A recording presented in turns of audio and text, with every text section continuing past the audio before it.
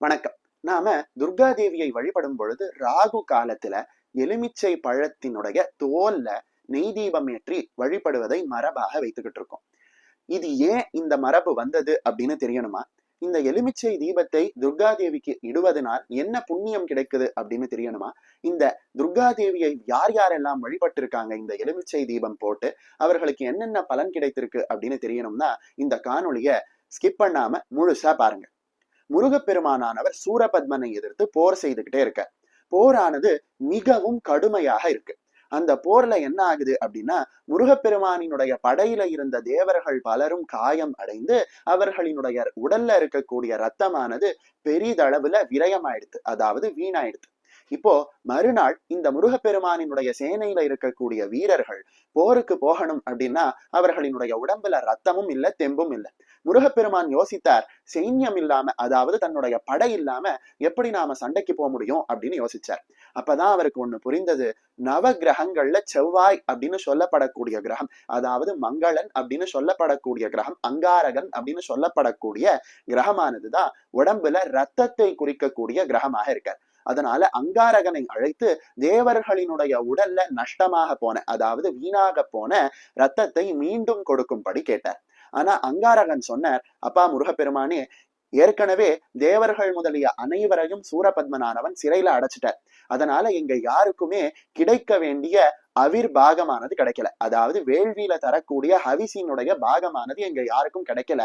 ஏன்னா எங்க அத்தனை பேரையும் சிறையில போட்டுட்டு ஒரு வேள்வியையும் நடத்த விடாம சூரபத்மன் பண்றான். அதனால என் உடம்புல சக்தி இல்ல, சக்தி இருந்தாதானே நான் தேவர்களுக்கு உதவி பண்ண முடியும் அப்படின்னு முருகப்பெருமானை அங்காரகன்னு சொல்லப்படக்கூடிய செவ்வாய் கேட்டாராம். அப்ப முருகப்பெருமான் யோசித்து செவ்வாய்க்கு ஒரு அற்புதமான உபதேசத்தை கொடுத்தார். அதன் பிரகாரம் செவ்வாயானவர் என்ன பண்ணினார் அப்படின்னா, வனதுர்கா பரமேஸ்வரியை, அதாவது வனங்கள் அப்படின்னு சொல்லப்படக்கூடிய காடுகளுக்கு அதிதேவதையாக இருக்கக்கூடிய வனதுர்கா பரமேஸ்வரியை பூஜை செய்தாராம். வனதுர்கா அப்படின்னா நாம காடுகளுக்கு அதிதேவதையாக இருக்கக்கூடிய துர்கை அப்படின்னு புரிஞ்சுக்கிறோம்.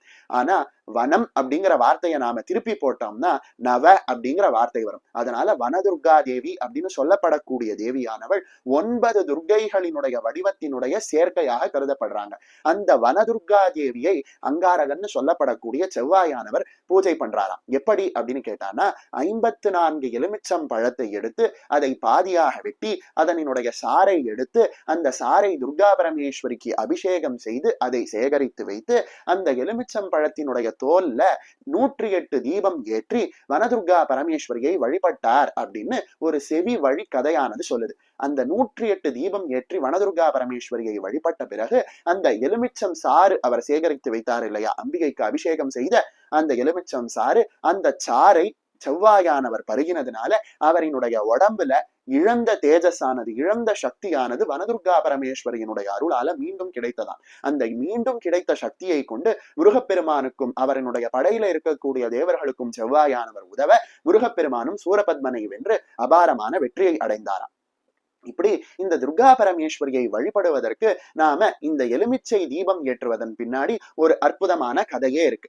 அதனாலதான் செவ்வாய் எப்படி ராகு காலத்துல எலுமிச்சை தீபம் போட்டு துர்கா பரமேஸ்வரியை வழிபட்டாரோ அதை போல நாமும் வழிபட வேண்டும் அப்படிங்கிற மரபு வந்தது. அது மட்டும் இல்லாம திருமணம் கைகூடாமல் திருமணம் தள்ளி தள்ளி போகக்கூடியவர்களும், பூமி சம்பந்தமான பிரச்சனைகள் இருக்கக்கூடியவர்களும், செவ்வாய் கிரகத்தினால் தோஷத்தை அனுபவிக்கக்கூடியவர்களும் இந்த எலுமிச்சை தீபத்தை துர்கா தேவிக்கு இட்டு துர்கா தேவியை ராகு காலத்தில் வழிபடும் பொழுது அவர்களினுடைய செவ்வாய் தோஷமானது கொஞ்சம் கொஞ்சமாக நீங்கி வந்து துர்கா தேவியினுடைய அருளால சகல விதமான நன்மைகள் நடப்பதை இன்னைக்கும் நம்மளால பார்க்க முடியுது. இந்த வனதுர்கா பரமேஸ்வரியை வழிபட்டுதான் சீதை அப்படின்னு சொல்லப்படக்கூடிய ராமாயணத்தினுடைய ஜனக மகாராஜாவினுடைய பெண்ணாக பிறந்த சீதையானவள் வனதுர்கா பரமேஸ்வரியை வழிபட்டு ஒரு மாலையை அந்த அம்பிகையினுடைய அருளால் பெற்று அந்த மாலையை தான் அந்த சீதா தேவியானவள் ஸ்ரீராமச்சந்திரமூர்த்திக்கு ஸ்வயம்வரத்துல அணிவித்தாங்க அப்படின்னு சொல்றாங்க. அதே போல கிருஷ்ணாவதாரத்துல இதே சீதையானவள் ருக்மணியாக பிறக்கும் பொழுதும் இந்த ருக்மிணியும் துர்காதேவியை வழிபட்டிருக்காங்க. அதே போல இந்த ருக்மிணியை திருமணம் செய்து கொள்வதற்காக தேரேறி சென்ற கிருஷ்ண பரமாத்மாவும் தேரில் ஏறுவதற்கு முன்னால் துர்காதேவியை வழிபட்டதாக புராணங்கள் சொல்லுது.